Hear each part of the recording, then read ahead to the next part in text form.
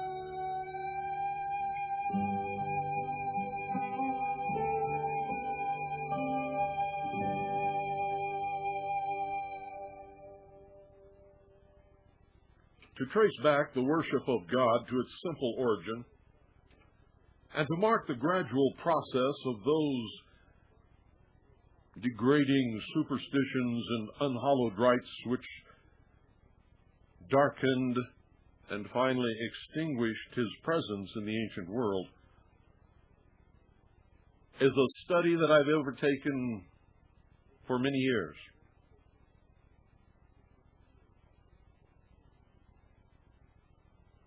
At first,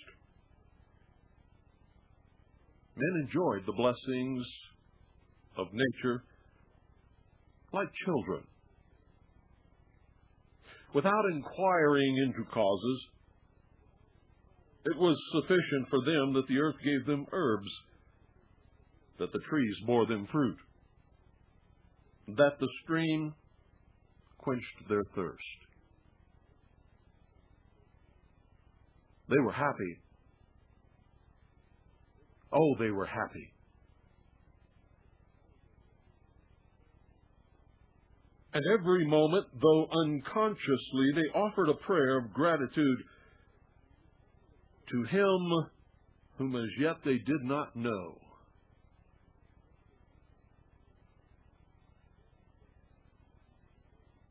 And then a system of theology arose amongst them, vague and indefinite, as the waters of the boundless sea.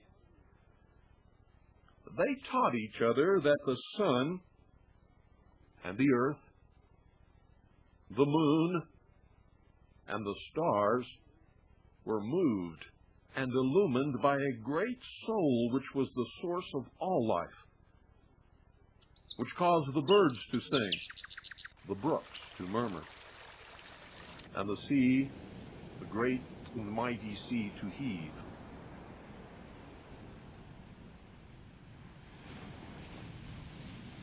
To them it was a sacred fire, which shone in the firmament and in mighty flames. It was a strange being, which animated the souls of men, and which, when the bodies died, returned to itself again. They silently adored this great soul, this great spirit.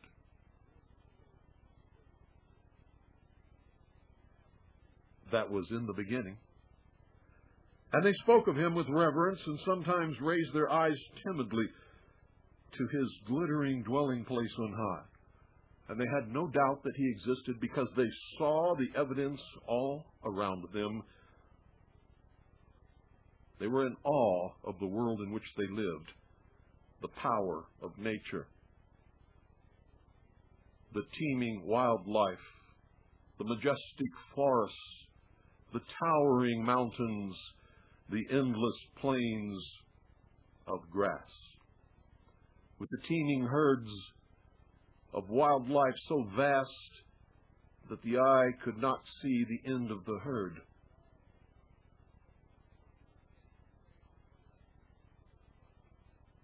They watched as the sun coursed across the heavens during the day, and dreaded the coming of the night and the beasts that prowled therein, and huddled together in the darkness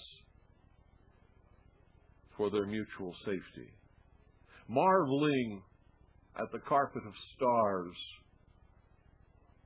above them, and thankful for the nights when the moon shone bright and reflected the light of the power of that great soul, so that they could see the dangers that approached them in the darkness.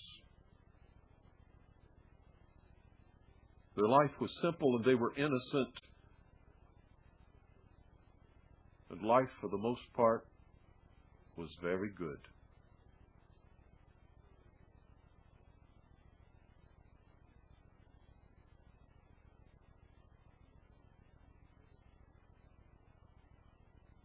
Soon they learned to pray. Pray probably began as wishful thinking when danger approached, or in the midst of the darkness of a moonless night, when they could hear the howling and the growling and the pacing of the wild beasts back and forth in front of their cave, or their nook in the rocks, or beneath the tree into which they had climbed, seeking safety.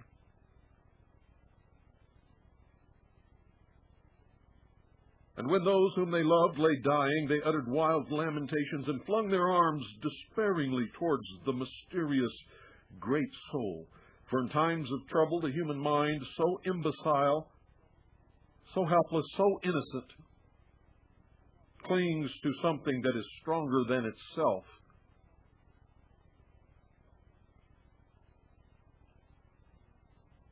At that time, they worshipped only the sun, the moon, and the stars, but not as gods, as most would believe, but as visions, or evidence, if you will,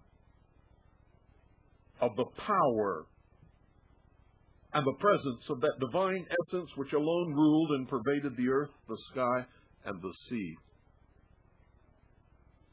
They adored him, kneeling. With their hands clasped and their eyes raised, they offered him no sacrifices. They built him no temples.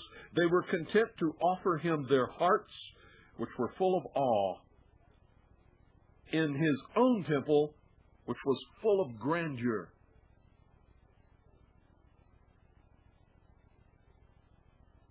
And some say that there are yet some barbarous islands where men have no churches nor ceremonies, and where they worship God reflected in the work of his 1,000 hands.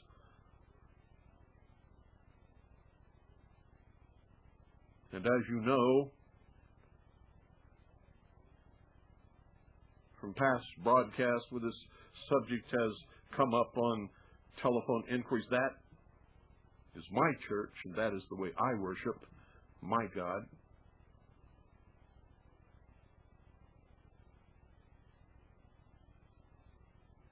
But we're not speaking of the present day.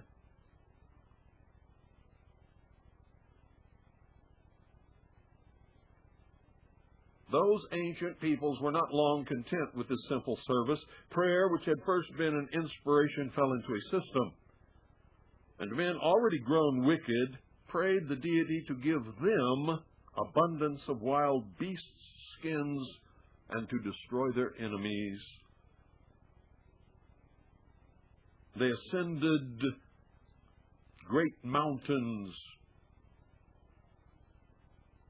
They sought out eminences and hills, as if hoping that thus being nearer God, he would prefer their prayers to those of their rivals.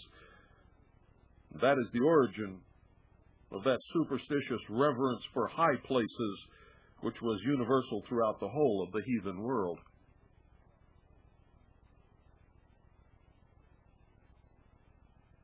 And then Orpheus was born. And he invented instruments which to his touch and to his lips gave forth notes of surpassing sweetness. And with these melodies he enticed the wondering savages into the recesses of the forest, and there taught them precepts of obedience to the great soul, and of loving kindness towards each other in harmonious words.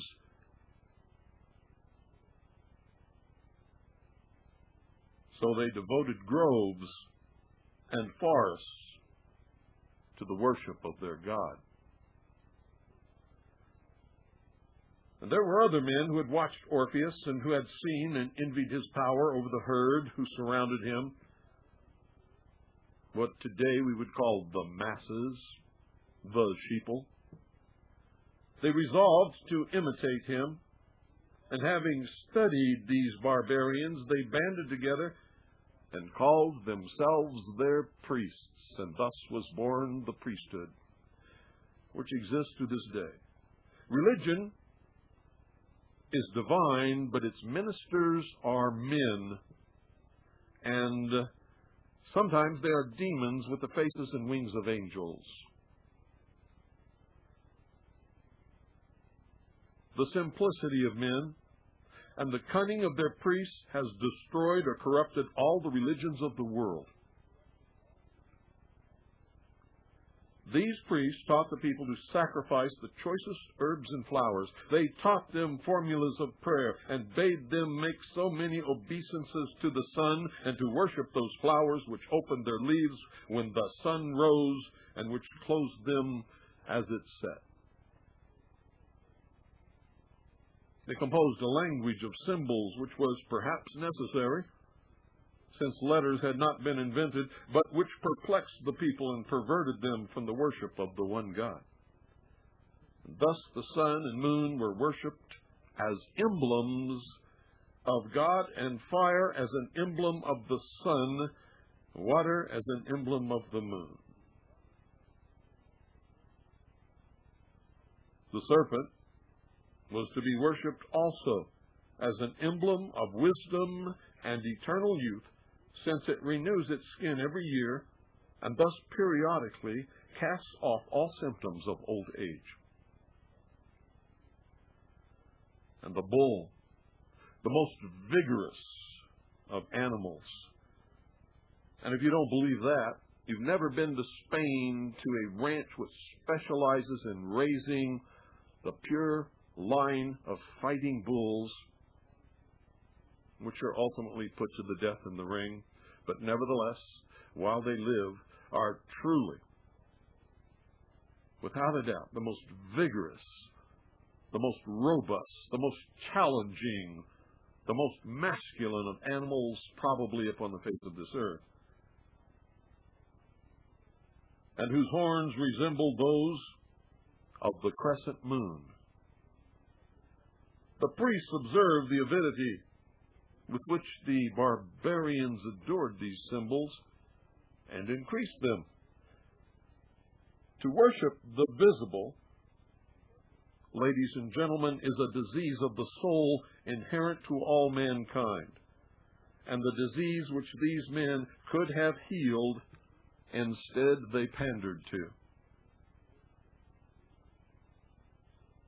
Now, it is true that some of you would argue that the first generation of men might have looked upon these merely as the empty symbols of a divine being. But I can assure you that it is also certain that in time the vulgar forgot the God in the emblem and worshipped that which their fathers had only honored as a manifestation of the power of the invisible.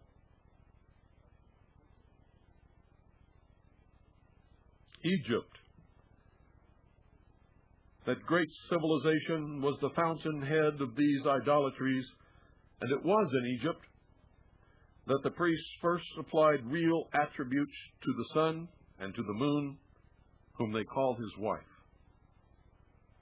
It might interest you to hear the first fable of the world.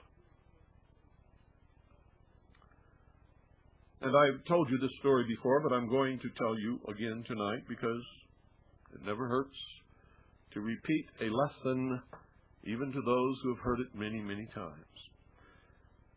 For with the retelling, there is sometimes a new discovery.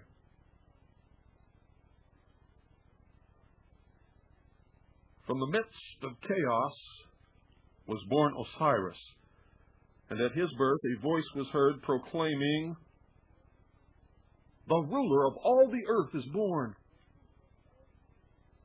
From the same dark and troubled womb were born Isis, the queen of light, and Typhon, the spirit of darkness. This Osiris traveled over the entire world and civilized its inhabitants and taught them the art of agriculture. But on his return to Egypt, the jealous Typhon laid a stratagem for him, and in the midst of a banquet had him shut up in a chest which exactly fitted his body. He was nailed down in his prison, which cast into the Nile, floated down to the sea by the Titic mouth, which even in the time of Plutarch was never mentioned by an Egyptian except with marks of detestation. When Isis learned these sad news, she cut off a lock of her hair and put on her mourning robes and wandered through the whole country in search of the chest which contained the dead body of her husband. After a time, she learned that the chest had been carried by the waves to the shore of Byblos and had there lodged in the branches of a tamarisk bush. which quickly shot up and became a large and beautiful tree growing round the chest so that it could not be seen. The king of the country, amazed at the vast size the tree had so speedily acquired, ordered it to be cut down, to be hewn into a pillar to support the roof of his palace, the chest being still concealed within the trunk. The voice which had spoken from heaven at the birth of Osiris made known these things to poor Isis, who went to the shore of Byblos and sat down silently by a fountain to weep. The damsels of the queen met her and accosted her, and the queen appointed her to be nurse to her child. And Isis fed the infant with her finger instead of with her breast, and put him every night into fire to render him immortal. While transforming herself into a swallow, she hovered round the pillar which was her husband's tomb, and bemoaned her unhappy fate. It happened that the queen thus discovered her, and shrieked when she saw her child surrounded by flames, and by that cry she broke the charm, and deprived her child of immortality. But by that cry Isis was summoned back to her goddess form, and stood before the awestruck queen, shining with light, and diffusing sweet fragrances around. She cut open the pillar, took the coffin with her, and opened it in a desert. There she embraced the cold, dead corpse of Osiris and wept bitterly. She returned to Egypt and hid the coffin in a remote place, but Typhon, hunting by moonlight, chanced to find it, and divided the corpse into 14 pieces.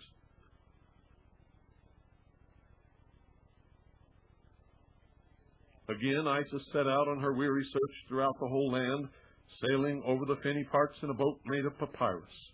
She recovered all the fragments, except one which had been thrown into the sea. Each of these she buried in the place where she found it, which explains why in Egypt there are so many tombs of Osiris. And instead of the limb which was lost, she gave the phallus to the Egyptians and placed it upon the altar of their temples, the disgusting worship of which was thence carried into Italy, into Greece, and into all the countries of the East. And when Isis died, she was buried in a grove near Memphis. Over her grave was raised a statue covered from head to foot with a black veil, and underneath was engraved these divine words: I am all that has been, that is, that shall be, and none among mortals has yet dared to raise my veil. Beneath this veil are concealed all the mysteries and learning of the past. Many scholars throughout the ages, fingers covered with the dust of venerable folios, eyes weary and reddened by nightly toil, me included, have attempted over the years to lift a corner, just a little corner of this mysterious and sacred covering. And tonight I am revealing to you just a little of what I have found. These two deities, Isis and Osiris, were the parents of all the gods and goddesses of the heathens, or were indeed those gods themselves worshipped under different names. The myth, the fable, the story itself was received into the mythologies of the Hindus and the Romans. Sira is said to have mutilated Brahma as Typhon did Osiris, and Venus to have lamented her slain Adonis, just as Isis wept for her husband God. As yet, the sun and moon alone were worshipped under these two names, and as I have demonstrated, besides these twin beneficial spirits, men who had begun to recognize sin in their hearts had created an evil one who struggled with the power of light and fought with them for the souls of men. Now, folks, it is natural for man to fabricate something that is worse than himself, even as it is natural in times of terrible tragedy to look above for something that is greater than himself. Even in the theology of the Native Americans, which is the purest, probably, of the modern world, the most innocent, very, very close to that which existed in that long ago age, there is found a Mahatau, or dark spirit. Osiris, or the sun, was now worshipped throughout the whole world, though under many different names. He was the Mithra of the Persians, the Brahma of India, the Baal or Adonis of the Phoenicians, the Apollo of the Greeks, the Odin of Scandinavia, the Hu of the Britons, and the Baiwi of the Laplanders. Isis also received the names of Isling, Ceres, Rhea, Venus, Vesta, Sybil, Niobe, Melissa, Diana, Nihalinia in the north, Isis with the Indians, Puza among the Chinese, and Caradwin among the ancient Britons. The Egyptians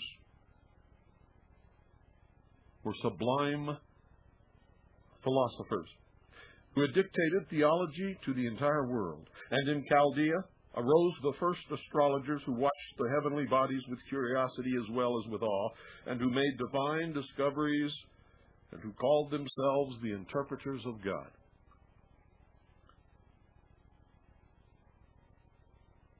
They believed that the stars were the spirits of great men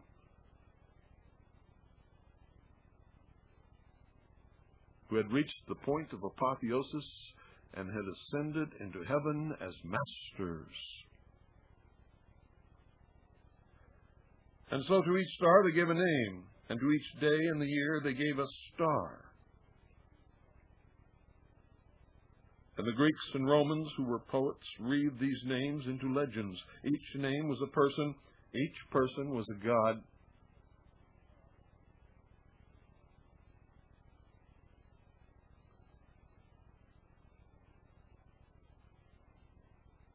From these stories of the stars originated the angels of the Jews, the genii of the Arabs, the heroes of the Greeks, and the saints of the Roman Catholic Church. Corruption grew upon corruption, and superstition flung a black and hideous veil over the doctrines of religion. A religion is lost, ladies and gentlemen, as soon as it loses its simplicity. Truth has no mysteries.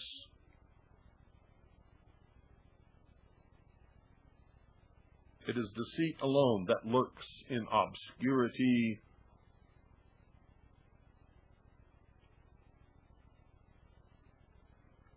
Soon men multiplied God into 1,000 names and created him always in their own image.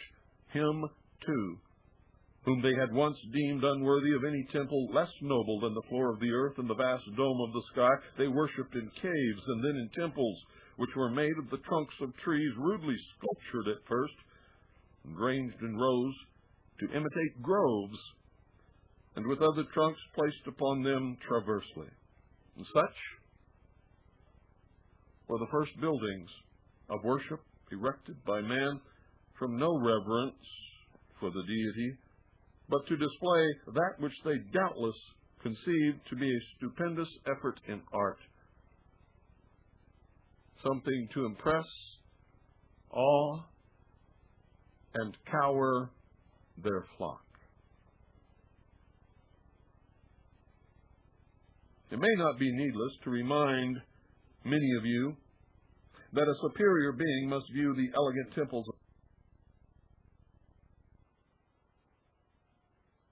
with which we contemplate the rude efforts of those early heathens who deemed God unworthy of the fruits and flowers which he himself had made, and offered to him the entrails of beasts and the hearts of human beings, that which he had created as sacrifices unto him. How utterly absurd! We can compare an ancient and fallen religion to the ship of the Argonauts, which the Greeks, desiring to preserve to posterity, repaired it in so many different ways that at length there did not remain a fragment of the vessel which had borne to Colchis the conqueror of the Golden Fleece. If he had lived to see the end result, he would not recognize it as his own boat.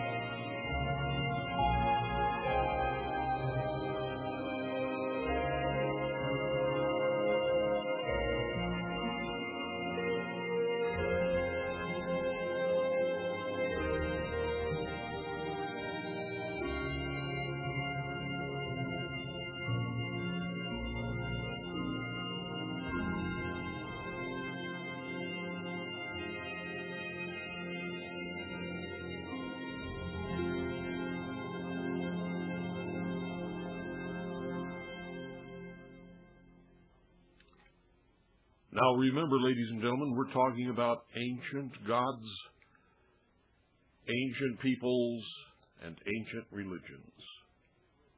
So let's pass over a lapse of years and then contemplate the condition of these nations in whom religion had been first born. And we'll find the Egyptians adoring the most common of plants, the most contemptible of beasts, the most hideous of reptiles. The solemnity and pomp of their absurd ceremonies held them up to the ridicule of the entire world. Clemens of Alexandria describes one of their temples. The walls shine with gold and silver and with amber and sparkle with the gems of India and Ethiopia, and the recesses are concealed by splendid curtains. But if you enter the penetralia and inquire for the image of God, for whose sake the fane was built, one of the pastophori or some other attendant on the temple approaches with a solemn and mysterious face, and putting aside the veil suffers you to attain a glimpse of the divinity. There you will behold a snake, a crocodile, or a cat, or some other beast, a fitter inhabitant of a cavern or a bog, than that of a temple. The priests of Egypt, always impostors, but once so celebrated, had now degenerated into a race of jugglers. Also, the Chaldeans lived upon the fame of their fathers and upon their own base trickeries. The Brahmins or Brahmins, those priests of India, once so virtuous and so wise, they too had fallen. Once they had forbidden the shedding of so much as an insect's blood. One day in the year alone, at the feast of Jagam, they were authorized to sacrifice the flesh of a beast, and from this many had refrained from attending, unable to conquer their feelings of abhorrence. But now they had learnt from the fierce Scythians and from the Phoenicians who traded on their coast to sacrifice the wife upon her husband's pyre, to appease the gentle Brahma with the blood of men. And now the angels who had presided over them became savage demons who scourged them on to cruel penances, to lifetimes of suffering and famine. In the sacred groves where once the Brahman fathers had taught their precepts of love, men, emaciated, careworn, dying, wandered sadly, waiting for death as tortured prisoners wait for their liberty. But worse still, oh yes, much worse still, these wicked priests sought through the land for the most beautiful young women and trained them to dance in the temples and to entice the devotees to their arms with lustful attitudes and languishing looks, and with their voices, which mingled harmoniously with the golden bells suspended on their feet. They sang hymns to the gods in public, and in private enriched the treasures of the pagoda with their infamous earnings. And so a pure and simple religion was debased by the avarice and lewdness of its priests, till the temples became a den of thieves, until prostitution sat enthroned upon the altars of the gods. Greece and Rome, buried in sloth and luxury, did not escape this general contamination. The emblem of generation which Isis had bestowed upon the Egyptians, and which they had held in abstract reverence, had now obtained a prominent place in the festivals of these nations, as did the lingam in those of the Hindus. It was openly paraded in processions in the streets. It was worn by Roman nations in bracelets upon their arms. Look it up. The sacred festivals and mysteries which they had received from the Egyptians, and for which the women had been wont to prepare themselves by continence, and the men by fasting, were now mere vehicles for depravities of the lowest kind. and even in Egypt,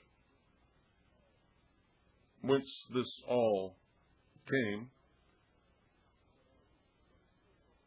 They had already corrupted the innocent reverence of God and God's creation, which was all of nature.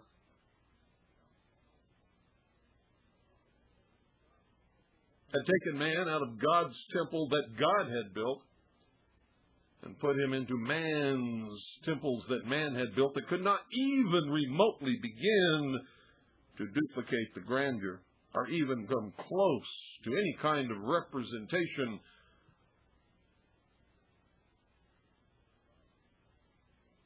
of God's temple, which was all of nature, the heavens that man could behold.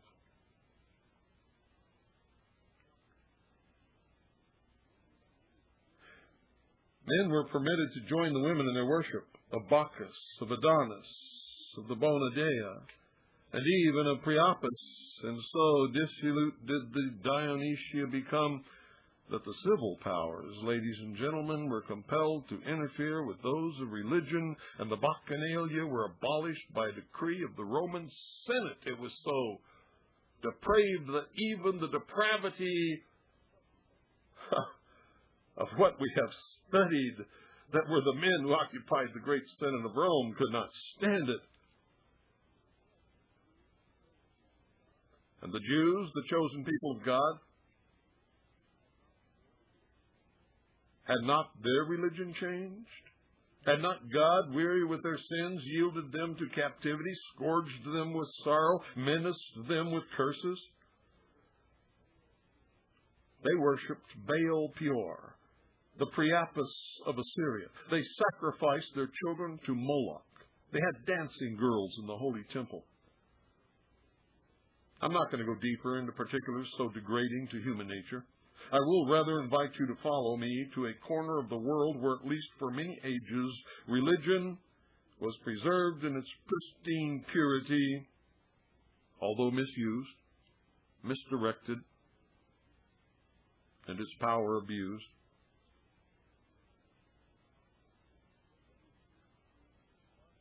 But whose priests, through a barbarous soldiery, were received as martyrs before they had learned to be knaves upon this earth. It was an isolated spot, unknown to the world, in the earlier ages of vice. It became a great kingdom renowned for its power and for its luxuries from hemisphere to hemisphere.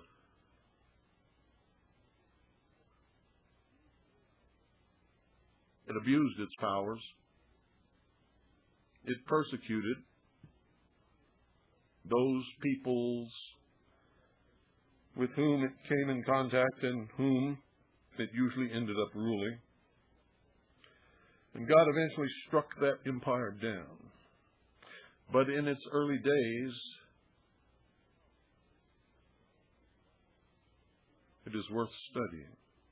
It was encircled by the blue waters of the German and Atlantic seas and abounded in the choicest gifts of nature. It was called the White Island from those cliffs which still frown so coldly upon Gaul, and the land of green hills from its verdant mountains. And Monday night, I'm going to take you to its shores by a roundabout venture, and I will show you its priests in their white robes and its warriors in the blue paint of war, and its virgins with their long and glossy yellow hair. And I will precede that, beginning Monday night, by leading you back into the past and relate to you why this land was called Albion. Why Albion?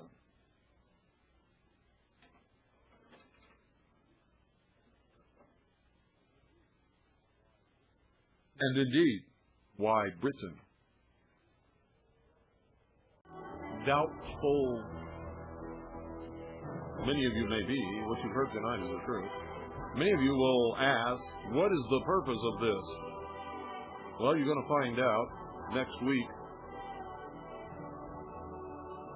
that the ancient religion that we're studying is still practiced today by many who hold a terrible power over us within our own government and in governments around the world.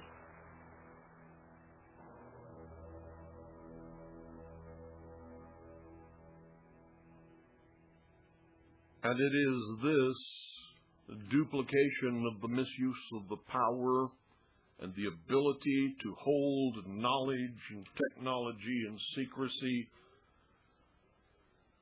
over the ignorant herds of sheeple, if you will, who are so trusting and so believing and so magnificently faithful that they willingly follow the Judas goat to the shearing pens and then ultimately to the slaughterhouse.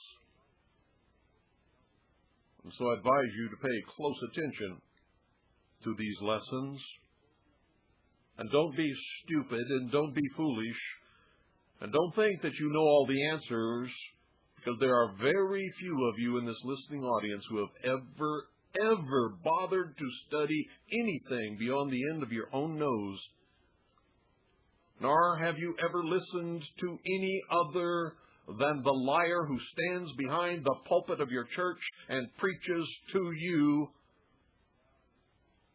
the doctrines that cause you to follow these Judas goats. And there's many more than one, believe me.